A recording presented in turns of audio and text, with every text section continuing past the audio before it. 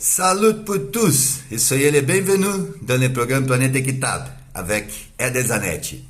We are talking about the United Nations Framework Convention on Climate Change and the Conference of Parties 28, which will take place between 3rd of November and 12th of December this year in Abu Dhabi.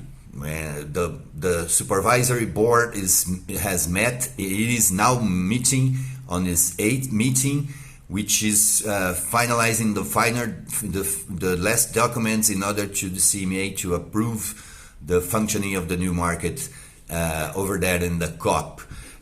We already know that there is an inclusive political agenda looking into increase the funds that will be delivered in order to promote this new global market. And we talk about aligning the greenhouse gas inventories and the new national determined contributions to this new regime. And I want to talk about the main sector which is responsible for the sustainable development in tropical countries, which is agriculture and cattle raising. Those sectors are carbon positive, especially in the tropics, and these need to be promoted within the cop28 in order to enforce the developing countries' positions on the global agenda.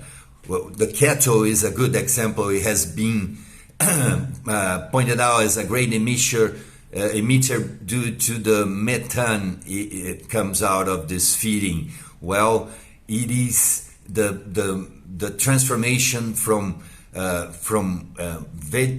veggie-based protein into meat-based protein that occurs with a cow, and this means it is consuming huge amounts of CO2 in order to make this process go on, and this is a carbon positive effect.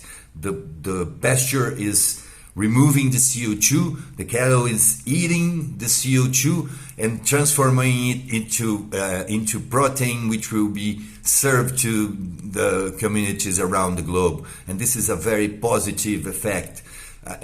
Each herd, each cow holds close to 1 ton of CO2 after 2 years in the field. So the more cows we have, the more CO2 we have stored in a terrestrial ecosystem, which will be transformed into useful products for the society. And this has to be what developing countries will be showcasing at the COP28, together with their agricultural.